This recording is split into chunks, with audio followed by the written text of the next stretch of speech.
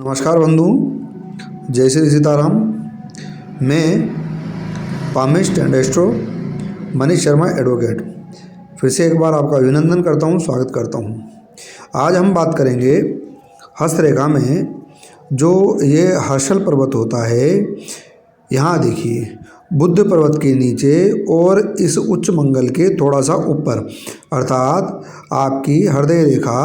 और मस्तिष्क रेखा के बीच में बुध पर्वत के नीचे यह पर्वत पाया जाता है। अब इस पर्वत की विशेषताओं के बारे में हम समझने का थोड़ा सा प्रयत्न करेंगे कि इसके प्रभाव क्या क्या होते हैं। तो जिस जातक की हथेली में यह जो हर्षल पर्वत है, यह विशेष रूप से उभरा रहता है और अच्छा रहता है, तो ऐसे जातक जो हैं वो महान गणितज्ञ बनते हैं अथवा कोई वैज्ञानिक बनते हैं। लेकिन जिनकी हस्तरेखा में या पाम में ये हर्षल पर्वत दबा रहता है, तो ऐसा जातक मशीनरी से संबंधित या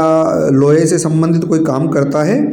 और इसी के संबंध में कोई छोटी मोटी नौकरी करके अपना जीवन यापन करता रहता है। अब इसके बारे में एक विशेष बात आपको बताऊं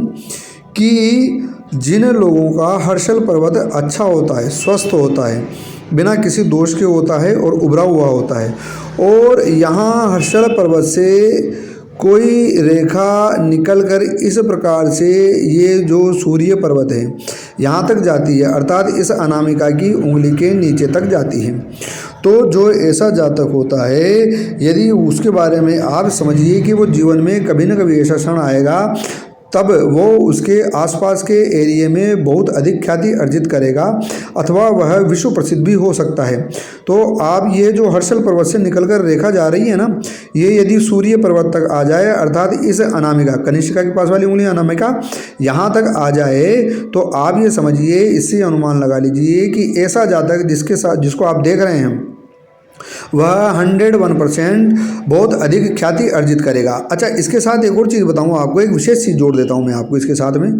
यह जो आपकी हृदय रेखा है, अब इसके जो जातक है उसके हर्षल पर्वत से यह रेखा निकलकर सूर्य पर्वत तक चली गई, अर्थात अनामिका तक चली गई, तो यह स्पष्ट हो गया कि वह विश्व प्रसिद्ध होगा। और फिर यदि ऐसे जातक के इस हृदय रेखा पर इस प्रकार का त्रिभुज बन जाए, अर्थात ये दोनों योग बने, और फिर इसके साथ साथ आपके उस पर सूर्य रेखा भी हो, तो आप ये मानकर चलिए कि ऐसे जातक से आपको अपने संबंध बनाकर रखने चाहिए। क्योंकि उसमें कारण है, क्योंकि जिसकी इस प्रकार का त्रिशूल बनता है, तो वह जातक यदि किसी को आशीर्वाद देता है या अथवा किसी के लिए कोई बात करता है, तो उसको वो आशीर्वाद लग जाता है और वो जीवन में सफलता प्राप्त करता है उसके आशीर्वाद से। तो यह त्रिशूल एक अच्छे प्रकार के सुहृदय जातक के जो हस्तरेखा में पाया जाता है निर्दोष रूप से। फिर उसके साथ साथ सूर्य रेखा प्रबल हो, तो आप देखो सोने पर सुहागा, और फिर उसके साथ साथ हर्षल पर्वत से निकलकर यह जो रेखा है यह सूर्य पर्वत अर्थात अनामिका तक जा रही हो, तो आप ये समझिए कि कभी न कभी इस प्रकार का जातक जिसकी इस प्रकार के तीनों योग होंगे, वह विश्व ख्याति या विश्व ख्याति नहीं तो बहुत बड़ी ख्याति अपने जीवन में अर्जित करेगा, और वह धर्म और आध्यात्म के बल पर कर सकता है, ऐसी संभावनाएं हैं। अथवा किसी मशीनरी के, गणित के या अन्य क्षेत्र में जो टेक्नोलॉजी का क्षेत्र हो, उसमें वह इस प्रकार की ख्याति अर्जित कर सकता है। तो जिनकी हस्तरेखा में आपको, जिनकी हथेली में इस प्रकार के निशान दिखाई दें, तो आप उससे इस प्रकार का अनुमान कर सकते हैं कि ये व्यक्ति कभी न कभी बहुत बड़ी ख्याति अर्जित करेगा। एक चीज़ तो ये हो गई। अब दूसरी चीज़ यहाँ समझ वाली बात ये है कि अगर आप जिस जातक की हस्तरेखा में इस प्रकार के ये तीनों योग, एक हर्षल का बनी रहा है, दूसरा सूर्य पर्वत से सूर्य रेखा निकल रही है, तीसरा इस प्रकार का त्रिशूल हृदय रेखा पर जिसके हाथ में है, तो